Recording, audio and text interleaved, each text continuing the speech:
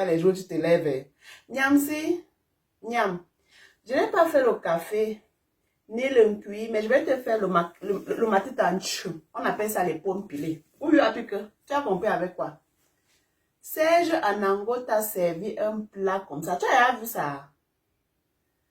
Quand j'ai parlé ici là, quand papa va se rappeler que quoi, intellectuel à gage, j'ai aussi parlé, on est venu m'insulter en commentaire qu'on parlait des profs, toi tu parles aussi, bon, tu es qui, tu étais à l'école, tu as fait quoi? J'ai envie de vous développer ce que Serge Anango a servi comme plat de résistance à professeur Franklin Nyamsi. Mais avant, générique.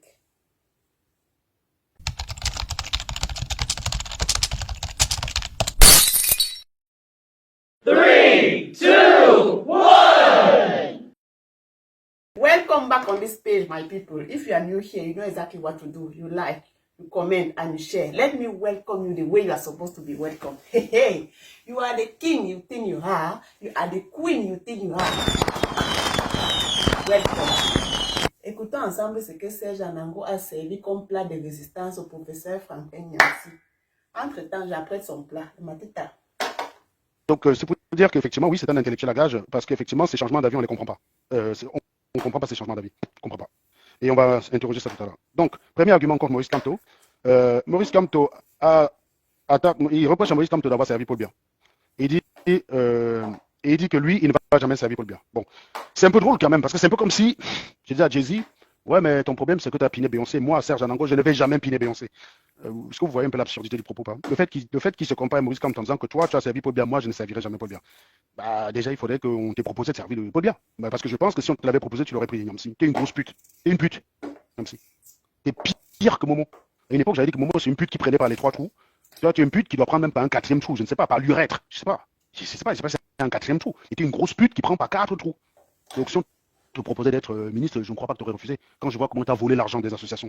Tu as volé l'argent des associations. Tu as des mecs qui ont cotisé du pognon, soi-disant, parce que tu devais te battre pour l'égalité des chances. Tu as pris ça, tu as foutu sur ton compte privé, quoi. Donc, tu as été condamné en France. Tu es un repris de justice. Tu es un voyou, même si. Tu es un repris de justice. Tu es un escroc.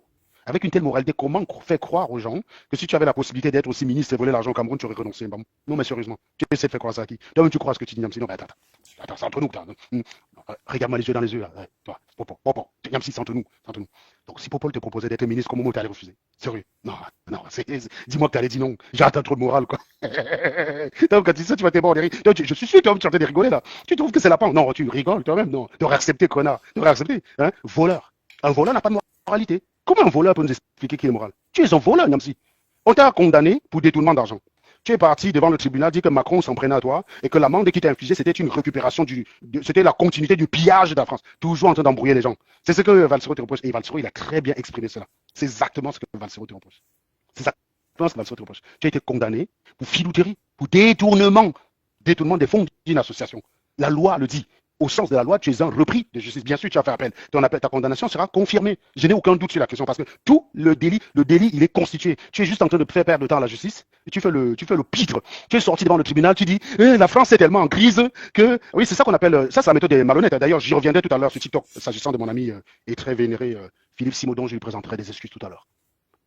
À 22h30, Simon, je te demande pardon. Voilà. Bref. La technique de ces gars-là, c'est d'exagérer la situation, comme les gens qui vous suivent sont complètement frappadingues du cerveau. Ils trouvent la situation amusante et ils restent sur le fait que la situation est amusante. Et ils ne regardent pas le fond. Macron me condamne, je suis condamné à une peine d'inéligibilité. Je ne savais pas que Macron avait désormais peur de ma candidature. Mec, quand tu es un voyou, tu es condamné à ne pas pouvoir gérer des affaires en France, point barre. Tu ne peux pas ouvrir l'entreprise et tu ne peux pas être élu. Quand tu es détourneur d'argent, on ne peut plus te confier la gestion de quelque chose de public. Tu es restreint dans le type d'entreprise que tu peux ouvrir. Si ça implique l'argent des gens, on ne te laisse pas. Si ça n'implique que ton pognon, oui, il n'y a pas de souci. Tu es condamné, c'est la loi. Mais tu as des gyropathes mentales qui te suivent. Se sont convaincus que Macron t'a condamné à l'inéligibilité parce qu'il avait peur que tu te présentes contre lui. Et tu oublies de dire à tes chefs que Macron en est à son dernier mandat. Autrement dit, ta candidature, si jamais elle était avérée, elle ne menace nullement Macron. Macron, il a son dernier mandat, il ne peut pas se représenter en 2027. Il ne peut pas. Donc tu le menaces en quoi?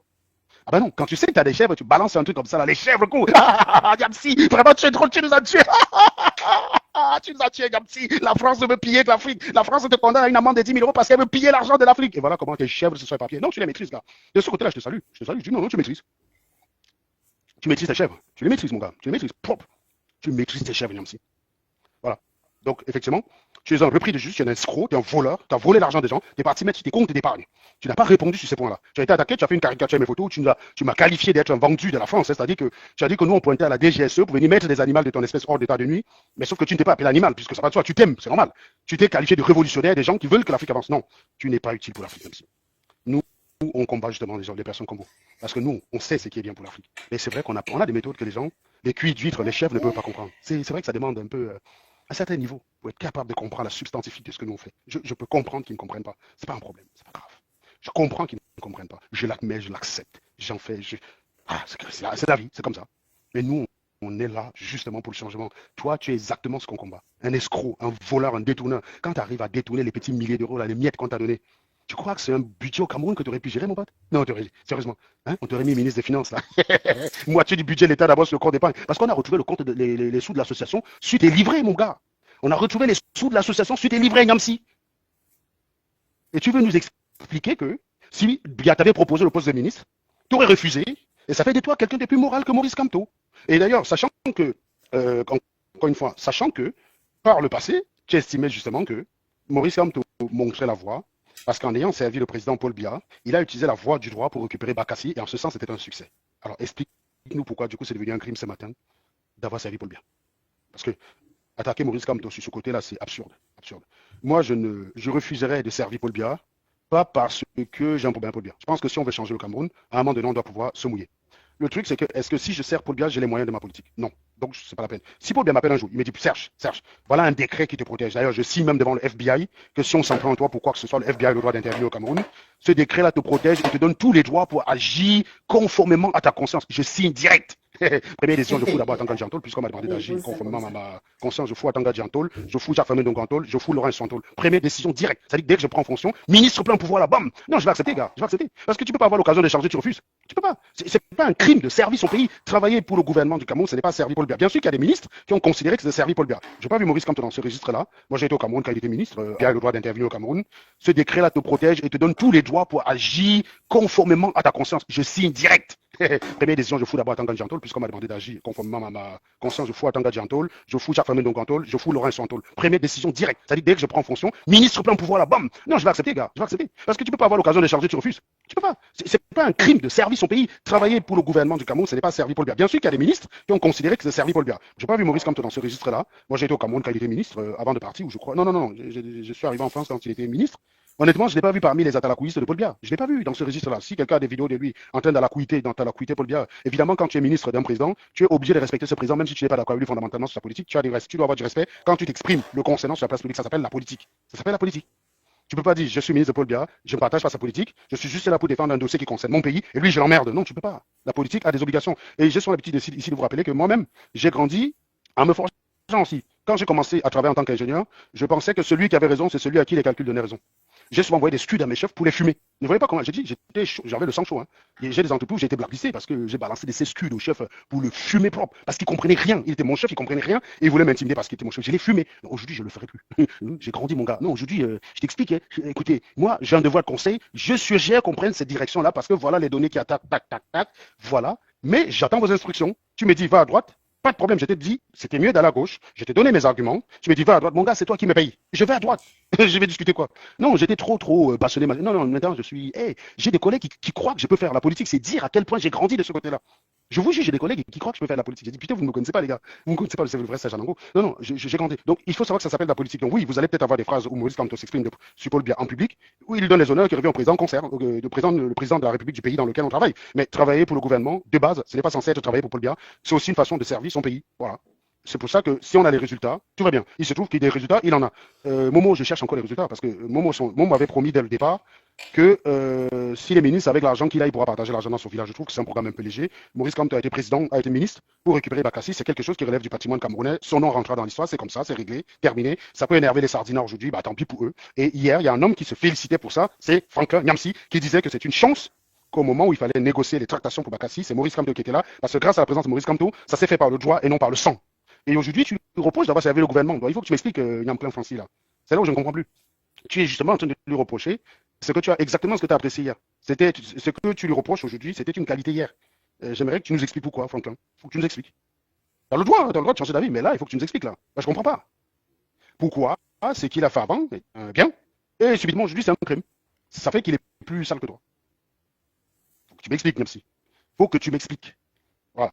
Et donc je rappelle que la phrase qui consiste à dire il a été ministre de Paul Biya, moi je ne serai jamais ministre de Paul Biya, non, non. Faut déjà être dans les dispositions. Faut déjà qu'on te propose, c'est un peu comme si j'ai dit, bon, je ne pinerai jamais Beyoncé, quoi. Bah, faut dire que Beyoncé veuille me donner son gésier pour que je puisse refuser. Hein. Donc c'est une phrase qui veut strictement rien dire. Ta phrase a la même valeur de vérité que moi disant que je ne pinerai jamais Beyoncé. Non, non, non, non, moi, perso, je ne pinerai jamais Rihanna. Voilà.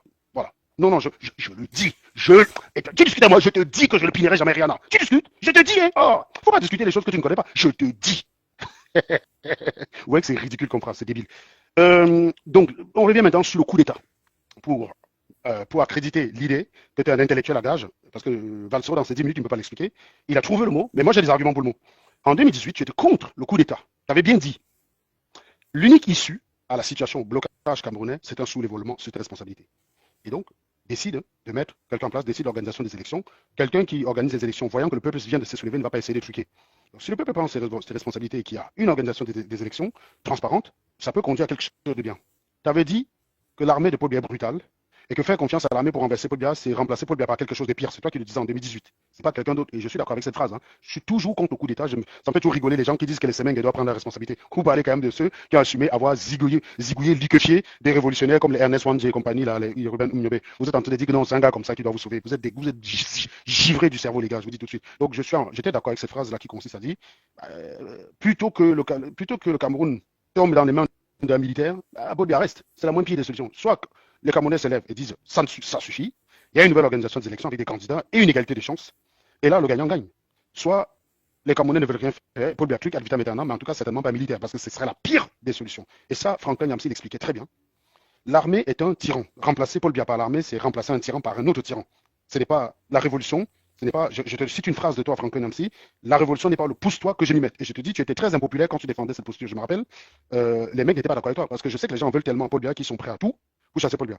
Et c'est une erreur. Parce que la passion ne doit pas nous dépasser. On veut chasser Paul Biya, c'est pour améliorer les conditions de vie des Camerounais. Quand on dit qu'on signe avec le diable pour chasser Paul Biya, on est clairement en train de dire qu'on n'améliore rien du tout. Donc, je ne suis pas d'accord avec ça. Et ça, c'était les positions de Franklin Yamsi en 2018. Je rappelle que quand Assimi Goïta, Ibrahim Traoré, les élections auraient dû être organisées le plus rapidement possible. Il se trouve que désormais Yamsi. Vous voyez que le général Vassewa est soft, non? Vous voyez que le général Vassewa, c'est un enfant de cœur, non? Portez ça, allez donner ça au professeur Franklin Yamsi. Allez lui donner. Je prends mon banc. Allez lui donner. Ça, c'est quoi ça?